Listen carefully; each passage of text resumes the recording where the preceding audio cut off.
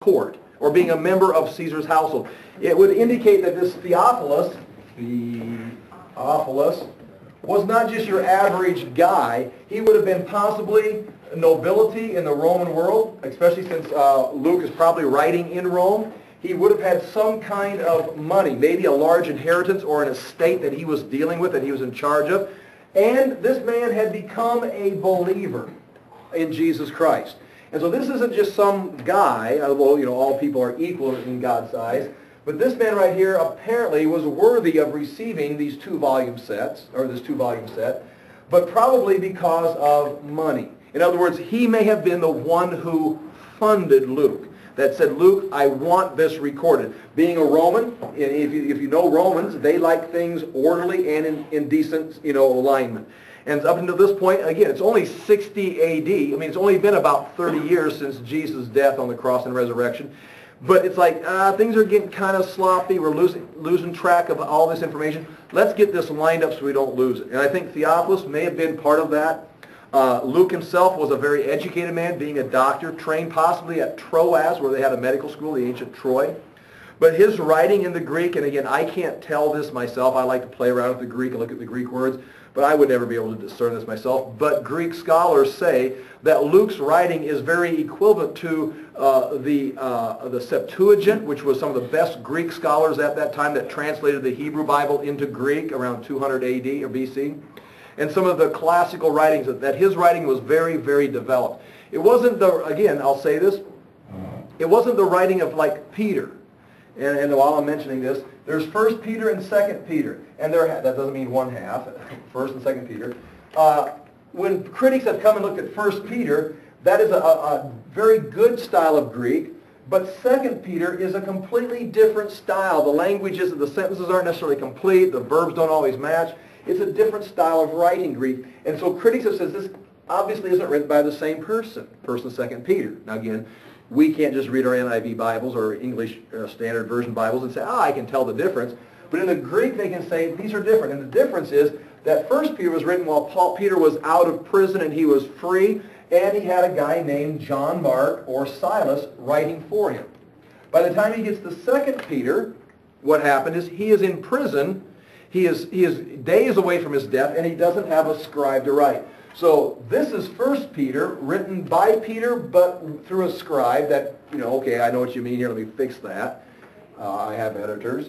And 2 Peter is written by Peter in prison. It's like what Peter thought, Peter wrote, what Peter wrote, that's what got printed. And so again, that's again the emphasis there. My point for saying that is Luke is written at a level that is above 2 Peter, or just the average guy writing. This guy knew what he was doing, who wrote the book of Luke, okay? We're on the second paragraph there. Let's read this right here. It says he carefully researched it. The word, if you look about 7 lines down in that second paragraph on page 178, parakolothrio, which means to follow or accompany closely, to attend, to follow the thought. Hey, I've got that right there in the text. Now I'm going to go over to Luke, and again, I know we've said this somewhere before, earlier on in the year, but understand, the book of Luke is not just sloppily written. It's not just some guy out trying to make up a new religion. This is a man who, under the direction of Theophilus, has been given directions. I want an orderly account. We cannot lose this. And remember, we're talking 60 to 62 A.D. when this was written. Matthew was possibly written around 48 A.D., but John is not going to be written until 85 A.D., Mark is going to be written towards the end of Peter's life because it's Peter's teachings and after Peter died. So we're talking 64, 65, 66 A.D. So in other words, what I'm saying is when you compare, you need to see this as I begin to read these first verses. If we put around 48 A.D. the book of Matthew, and then we're going to put in 60 A.D. the book of Luke, and the book of Mark wasn't written, church historians record that it wasn't written until the end of Peter's life and after he died, which we'll just say conveniently at 64, and that's a good idea. And John was written to the second generation around 85 AD after the fall of Jerusalem. And there's many things in the book of John we'll take a look at that indicate he was not writing to people that were familiar with Judea. He's even using Latin terms to try and communicate. He's off into the Greek world. And so the book of John was written much later. So Luke was written second, most likely. Now there's going to be different scholars and critics that will say something different, but this is right. Okay. Chapter 1, verse 1. Now notice the very first thing Luke says.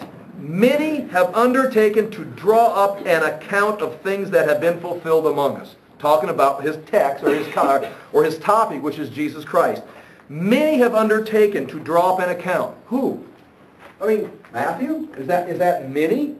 So up until, it's not Mark and John. So before Luke began to write in 60 AD, we have to get the impression that there were other people, different copies and different stories, including, again, and I don't mean this blasphemous, including legends and false stories about Jesus. Oh, did you really say that? Well, certainly. Do you think there were legends and false stories about Jesus circulating?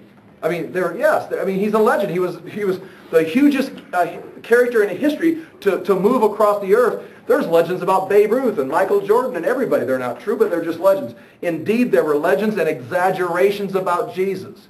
Luke is going to come back in 60 AD and clean it up and say, listen, not everything you've heard is true. And so in other words, when you begin to read Luke, realize he's filtering it. Wouldn't you like to be able to say, I would like to have someone just be able to go back and look at this time period and find out what was really true? Well, that's Luke. He's going to do it. Listen.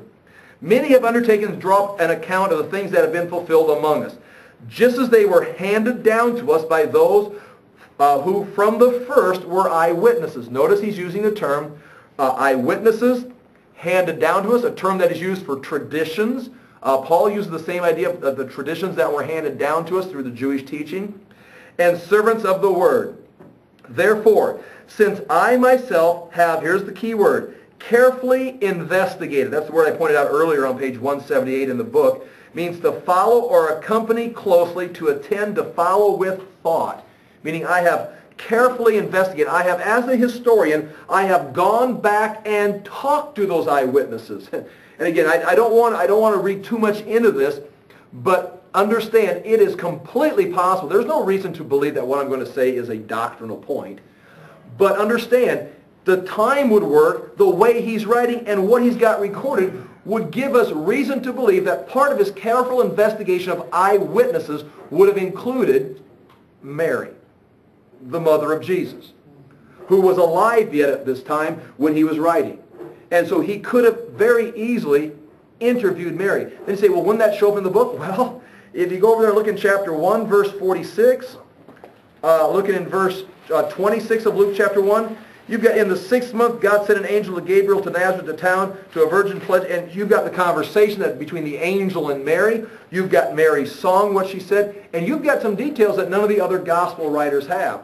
And again, I can't say it as a doctrinal statement, but it would definitely be possible when he says, I've carefully investigated, I've talked to the eyewitnesses who were there from the first, Mary was available.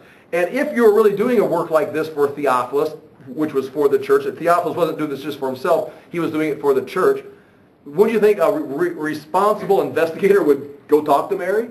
I mean, if she was available, you would think. So anyway, he goes on like this, verse 3 of chapter 1, therefore, since I myself have carefully investigated everything from the beginning, it seemed good also to me to write an orderly account. So understand, although he may be in Rome in 60, 61, 62 AD with Paul while Paul's under house arrest, he's already begun the search or the research while he's traveling with Paul throughout his ministry. He's been in Jerusalem a couple of times and he's been gathering notes. Because he says, I've done this, it's been my passion to investigate these things and find out what is true. He gets to Rome, meets Theophilus, and Theophilus says, hey, I'll pay for this.